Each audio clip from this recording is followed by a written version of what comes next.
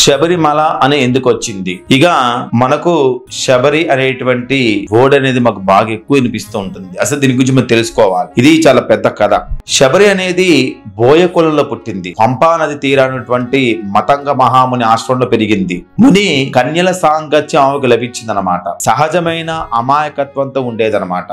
మాతాంగ ఆశ్రమాన్ని కైలాసంగా భావించే మతంగ మహాముని పరమేశ్వరుడికి భావించి సేవించేది.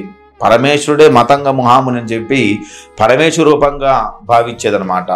ఆశ్రమాన్ని తుడిచి శుభ్రం చేసేది, ఆవులకు మేత పెట్టేది, పూజకు కావాల్సిన పువ్వులు పండ్లు సమిధులు ఏరుకొని తీసుకొచ్చేది.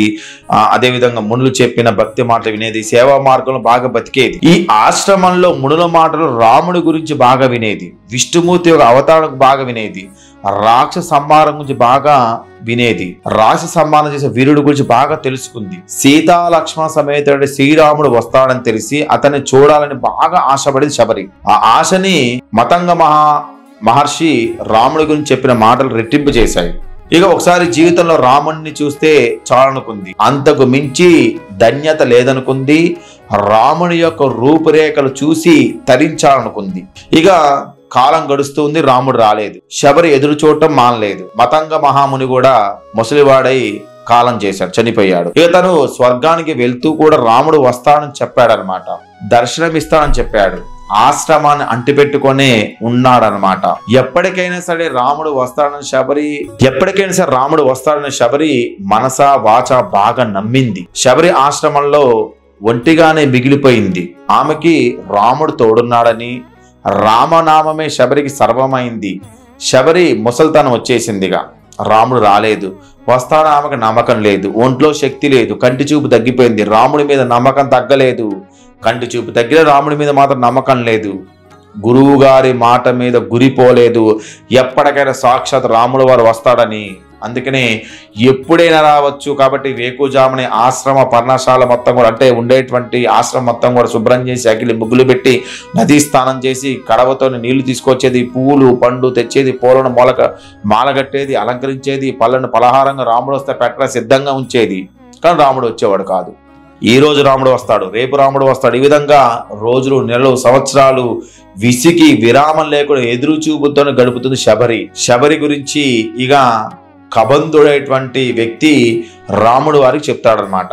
అయ్యా, నీకోసం సాక్షాత్ ఒక ఆమె శబరి అనేటువంటి వ్యక్తి ఎదురు చూస్తూ ఉంది, సంవత్సరాలు గాఢం కలుస్తూ ఉందని చెప్పి నీ నామమే జపిస్తుందంటే అప్పుడు రాముడు లక్ష్మణుతో శబరిని చూడటానికి వేస్తాడనమాట. కానరాని కళ్ళని పునుపుకొని చూసిందనమాట శబరి.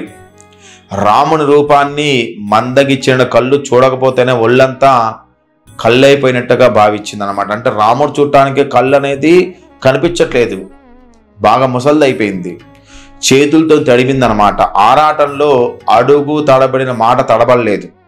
రామ రామ అనేటువంటి ఆత్మీయంగా పిలిచి కాలు గడిగి నెత్తిన నీళ్లు చల్లుకుంది, పూలు చల్లింది. అప్పటికే దాచి ఉంచినటువంటి రేగి పళ్ళను తీసుకొని వచ్చింది అనమాట. ఇక రేగి పళ్ళల్లో మనకి ఏంటంటే కొన్ని చేదుగా ఉంటాయి కాబట్టి అవేం చేస్తే కొరికి స్వామి వారికి పెట్టింది. అక్కడ ఎంగిలి పళ్ళని శబరి పెట్టింది అనేటువంటి ఓడి వస్తూ ఉంటది అనమాట.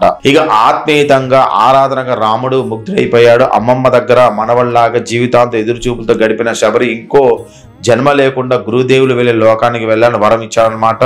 రాముడి రూపంలో కళను నిలుపుకొని పులకించి పునీతమైన శబరి అనమాట.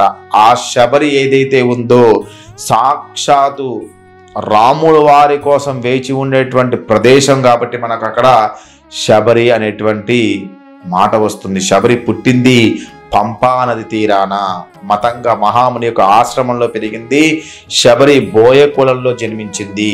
ఇది మనకు కథ వివరంగా చదువుకోండి. శరణమయ్యప్ప.